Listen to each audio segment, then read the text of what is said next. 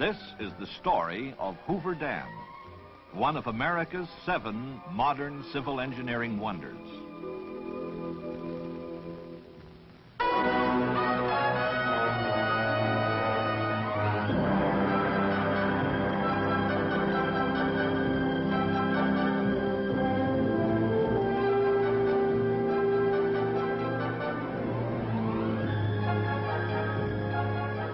Build a dam in the wilderness and the world will beat a path to it.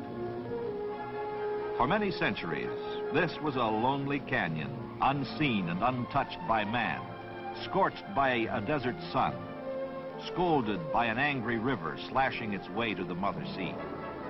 Now it lies peaceful and silent, except for the gentle hum of a hydroelectric power plant, the bubbling up of water as it leaves mighty turbines, the cheerful sounds of America and the world on the move to see this pioneer multipurpose reclamation project man built in Black Canyon. Millions come to this once desolate spot to see this engineering wonder, to hear the story of Hoover Dam. Ladies and gentlemen, we're now standing on the powerhouse ramp 560 feet below the top of the dam.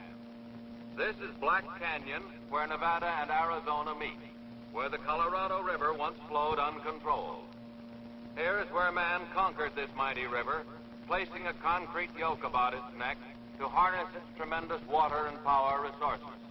The water that flows through the canyon. Through the ages, the river has gathered to its bed the snow-fed rivulets of the Rockies, flowing southwestward in its wild 1,400-mile descent to the Pacific Ocean, gouging great canyons, piling up great deltas of silt in the valleys. Early settlers were at the mercy of this untamed giant. Melted snow from the mountains each spring swelled the Colorado River into a raging torrent, flooding fertile valleys along its banks, destroying farmlands, homes, and cities. In 1905, the Colorado cut through its banks below the Mexican border and for 2 years poured unchecked into the Salton Sink, forming an inland sea. After each spring's flood, when the river had spent its fury, it dried to a trickle. Crops withered and died.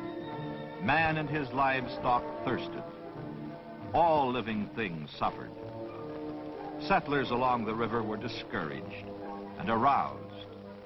Some gave up and went elsewhere. Others stayed to fight. The river had to be regulated, controlled in a year-round flow if they were to succeed. No more floods, no more droughts. Arthur Powell Davis, first reclamation director and chief engineer, understood their problem. For years, he had traveled up and down the river, surveying, studying.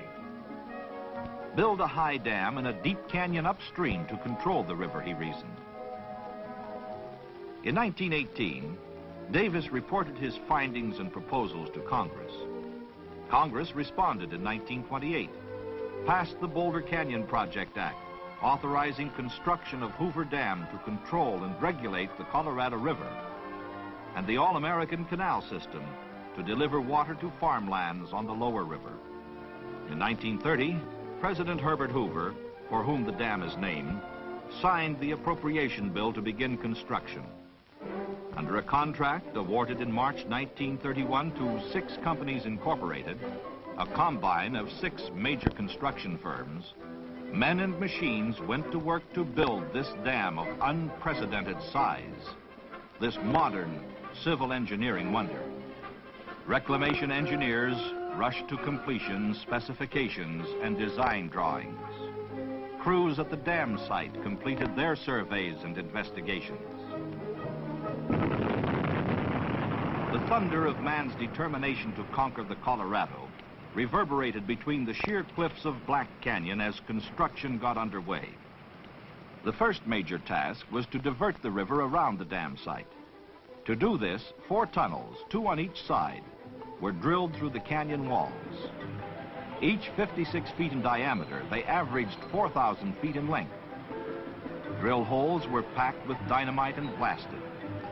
After each explosion, shovels and trucks entered the tunnels, mucked out the shattered rock, and dumped it in nearby gulches. Workmen excavated over 1.5 million cubic yards of blasted rock material from the 4 tunnels in 13 months. The tunnels then were lined with concrete 3 feet thick.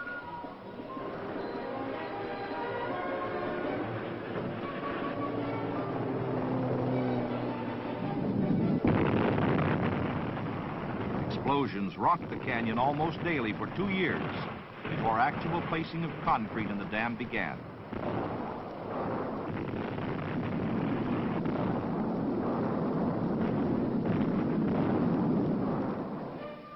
Acrobatic workmen called high-scalers prepared the canyon walls for each blast. Suspended on ropes, they drilled holes in the rock and loaded them with dynamite. After each explosion, these daredevils swarmed over the cliffs, prying loose rock and clearing the walls of debris.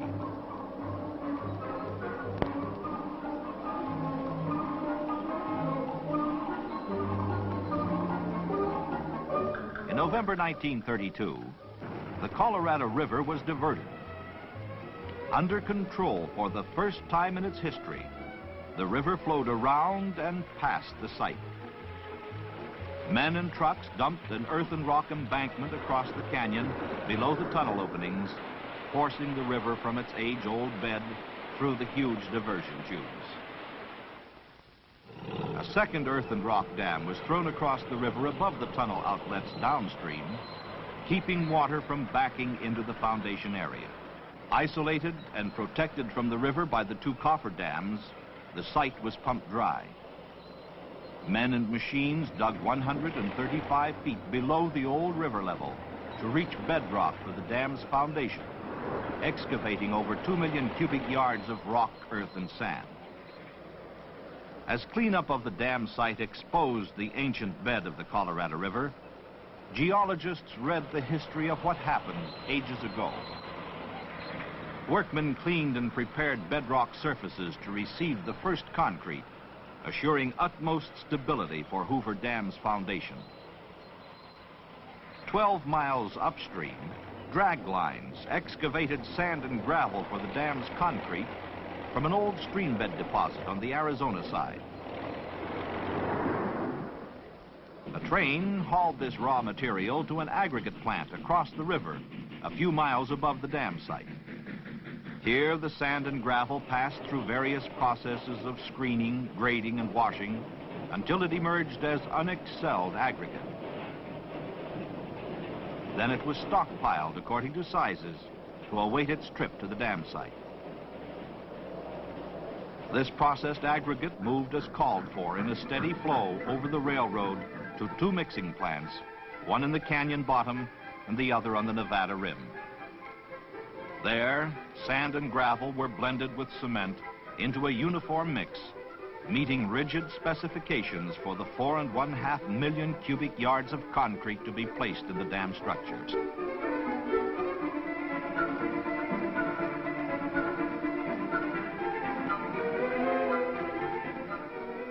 From the mixing plants, concrete was dispatched to all points of construction. 9 anchored aerial cableways spanning the canyon from rim to rim lowered the concrete into the forms and handled other supplies and equipment as well.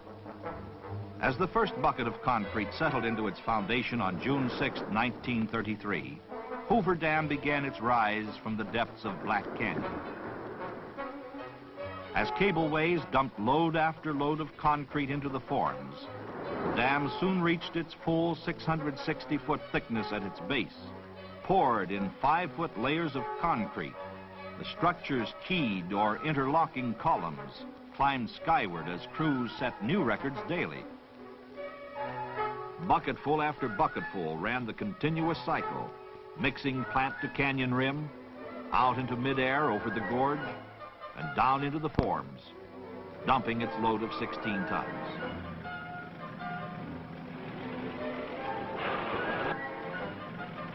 Crews vibrated and compacted the fresh pours, while buckets returned again and again to the mixing plants to be filled with more concrete or other waiting forms. Crews worked under all conditions, all seasons of the year without cessation, rain or shine, day and night. By June 1934, 1 year after the first pour, 2/3 of the dam's concrete had been placed in the forms. Hoover Dam had risen to an impressive height, already taking its place as one of the world's wonders. As Hoover Dam climbed between its abutments, related structures also took form. At the toe of the dam, the U-shaped power plant to house generating equipment, control and maintenance facilities was built in twin wings, one along each side of the canyon walls.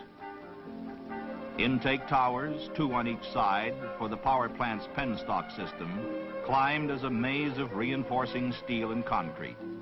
Perched on shelves hewn in the canyon walls, these graceful columns rose 403 feet, well above the dam's crest and the canyon rims. 2 giant spillways were set against the canyon walls on each side of the reservoir just above the dam. These high-level controls, each capable of bypassing 200,000 cubic feet of water per second, assure that no water will ever overtop the dam. Water flowing into the basins plunges downward through the spillway tunnels to enter the river below the dam. 100-foot-long drum gates on the spillway's crests rise during flood stage to give the reservoir an additional 16 feet of storage. Hoover Dam's penstock system called for pipes of unprecedented size, ranging from 8 1/2 to 30 feet in diameter and 5/8 to 2 3/4 inches in thickness. As it was not possible to ship units of this size across country, steel plate was brought from eastern rolling mills. A steel fabrication plant, erected especially for this job near the dam site, rolled and assembled the nearly 3 miles of pipe installed in the canyon wall tunnels. As in all unprecedented phases of Hoover Dam's construction, fabrication of the pipe sections required special machinery and equipment. Edges of the dimension plates were shaped on a planing machine to assure precision and accuracy of later steps in their manufacture. Then they were bent on a giant press and rolled into circular form. One such plate equaled 1/3 the complete circumference of a finished pipe. 3 of the largest curved plates welded together formed a ring 30 feet in diameter and 11 feet long. 2 of these rings joined made up a section weighing 150 to 184 tons. A vertical lathe machined the edges so the sections would fit precisely when joined into continuous penstocks inside the canyon walls. A train passing through one of the 30-foot sections reveals their comparative size.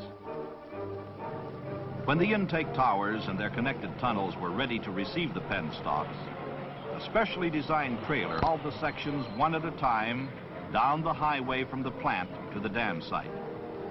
At the canyon rim, a 150-ton cableway relieved the trailer of its tremendous burdens, swung the pipe sections out over the gorge, and lowered them under absolute control.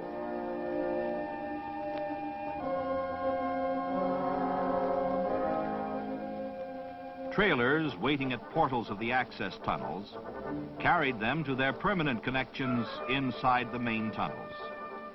The pipe sections were hoisted into location with cables and joined end-to-end pressure pins to form continuous conduits between the intake towers, turbines, and outlet valves. While this and other work on the pertinent features was going on, a continuous stream of concrete had been pouring into the dam forms. The structure neared its full height of 726 feet, far above the crest of any other dam yet built by man. On May 29, 1935, 2 years after they had begun pouring, crews placed the last concrete in Hoover Dam, a total of 3¼ million cubic yards. This modern civil engineering wonder stood completed 2½ years ahead of schedule. On September 30th, 1935, President Franklin Delano Roosevelt dedicated Hoover Dam to the nation's progress. He praised its designers and builders. The dam stood like a sentinel, white and beautiful in the desert sunlight, guarding the river and its downstream wealth. Floodwaters lapped helplessly against its arched back as the reservoir filled. This man-made inland sea spread into the valleys and canyons among the colorful hills and mountains. Hoover Dam had conquered the Colorado. Turbine pits to hold Hoover Dam's 17 big hydroelectric units were built into the powerhouse. Generator installations began in 1935. The first generator, Unit N2, began commercial operation October 26, 1936, to serve the city of Los Angeles. In ones and twos, the generators filled the pits as demand for electrical energy in California, Nevada, and Arizona called them into service. Finally, in 1959, manufacture and installation of the last generator, N8, began. For 25 years, the N8 pit had lain dormant and silent, except for the hum of other Hoover generators. Now, as more generating capacity was needed, contracts were awarded for the generator's manufacture and installation. Plants throughout the nation fabricated N8's many parts. The design of N8 followed that of other Hoover generating units. It is a 95,000 kilowatt, 60-cycle, 16,500 volt generator driven by a 115,000 horsepower turbine. Falling water from the reservoir, which spins and powers the turbine wheel, is controlled by a huge butterfly valve, which permits the water to flow to the turbine from the feeder penstock. Weighing 2,000 tons, N8 parts were shipped to Hoover Dam on 60 rail cars.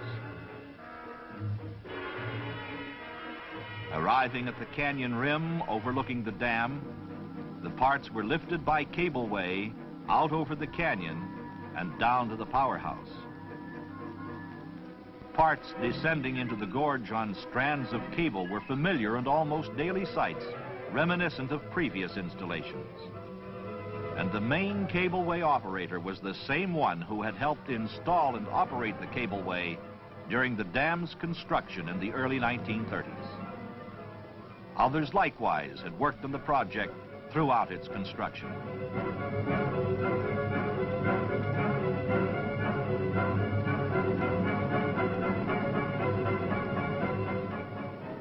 Inside the Nevada wing of the powerhouse, technicians assembled and installed the mass of electrical cargo.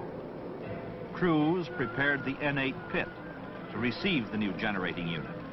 They removed temporary slabs over the turbine and relief valve outlets to the tail race or river. Liners assembled in these openings were set in concrete. The turbine's scroll case sections were lowered into the pit. The sections were leveled, bolted together, and aligned. The completed scroll case was then anchored in concrete. Later, the turbine's water wheel, attached to the bottom end of the shaft, was installed inside the case. The butterfly valve was assembled on the generator floor and later connected between the feeder penstock and the turbine's scroll case. Meanwhile, the generator's two main parts, the rotor and stator, took form. Steel lamination plates were stacked around the rotor and stator frames. Coils were locked into place and electrical connections were made. The powerhouse's overhead cranes lifted the completed 254-ton stator from its erection bay and carried it gently to its foundation over the turbine pit, where it was lowered and bolted into place. The 466-ton rotor was moved from its erection bay and lowered inside the stator. The rotor was then joined to the turbine water wheel by a 38-inch diameter shaft, 63 feet long. Guide and thrust bearings and other parts were added to complete the assembly. After test runs, N8 went on the line December 1st, 1961, to serve the state of Nevada and to complete the Hoover power plant, raising its capacity to 1 1/3 million kilowatts, keeping it as one of the world's largest hydroelectric installations. As the last sounds of construction faded into history, Hoover Dam had cost $175 million. Less a deferred payment of $25 million allocated to flood control, Hoover Dam's cost is being returned to the federal treasury at 3% interest from the sale of hydroelectric power. Hoover Dam has fulfilled the hopes and expectations of those who envisioned this great reclamation project. Colorado River waters that once destroyed man and his property now serve him. The Colorado pours its waters into Lake Mead, named for Dr. Elwood Mead, Reclamation Commissioner during construction. Lying calmly behind the dam, these waters await need by downstream users. Water is released through the Hoover power plant turbines in a year-round flow to irrigate over 1 1/4 million acres of desert land, serve municipal and industrial needs of the Pacific Southwest, generate hydroelectric energy, and provide various other multi-purpose benefits. The clear waters of Lake Mead have opened up a vast new recreational fish and wildlife vacation land for America. Millions beat paths to this one-time wilderness along the Colorado River to picnic, go boating, swim, fish, and enjoy these important outdoor reclamation products.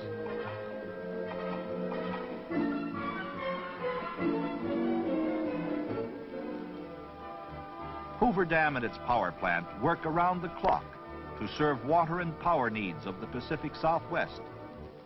Water from Lake Mead, passing into the intake towers, falls over 500 feet through the penstalks to spin the giant turbine wheels and then discharged to the river. This action is repeated at downstream reclamation dams.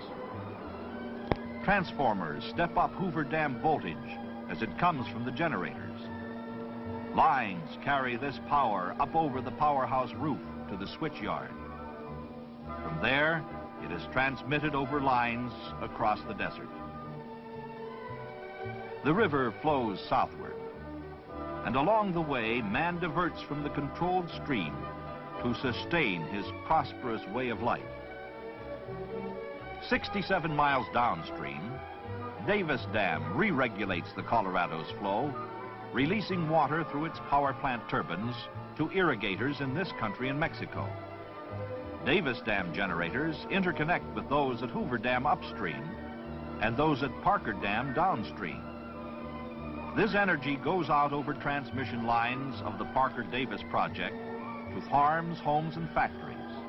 Much of this Colorado River energy pumps the farmers' irrigation and drainage water.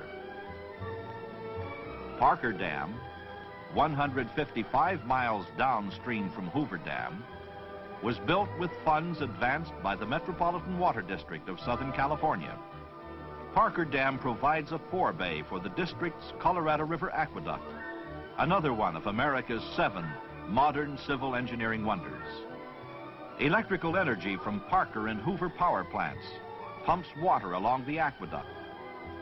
This waterway delivers municipal and industrial supplies to the Los Angeles and San Diego coastal areas. Parker Dam also controls floods. Below Parker Dam, Headgate Rock Dam diverts water to Colorado River Indian Reservation lands in Arizona. And farther downstream, the Palo Verde Diversion Dam sends water to the Palo Verde Irrigation District, oldest irrigation development on the Colorado River. At Imperial Dam and Desilting Works, 300 miles downstream from Hoover Dam, Colorado River water enters river-sized canals to irrigate farmlands in California and Arizona. The All-American Canal System carries part of the Colorado's flow westward to the Yuma, Imperial, and Coachella valleys. When water reaches its farthest point on this canal system, it has traveled nearly 500 miles after leaving Hoover Dam and has required 10 days to make the trip. The Gila Gravity Main Canal takes water from Imperial Dam south and east to valley and mesa lands of the Gila and Yuma auxiliary projects. Mexico's share of Colorado River water to irrigate lands below the border passes Imperial Dam, and most of it is diverted at Morelos Dam into the Alamo Canal.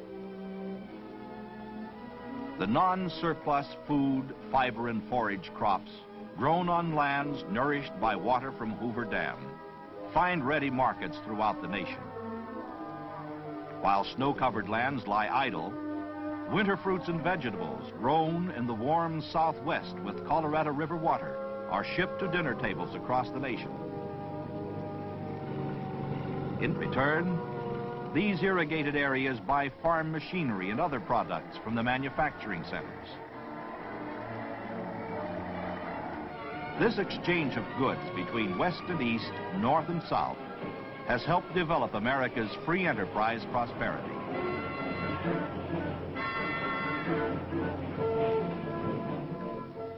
Hoover Dam has pointed the way to the fullest utilization of the Colorado River's resources. Man is adding other mighty reclamation projects to the stairway of dams on the Colorado River. In northern Arizona, Glen Canyon Dam has joined Hoover Dam in conquering and regulating the Colorado. Potential sites in other canyons on the Colorado River await the day when they, too, will cradle mighty multi-purpose dams. These developments will write new chapters in the story of Hoover Dam, truly a modern civil engineering wonder.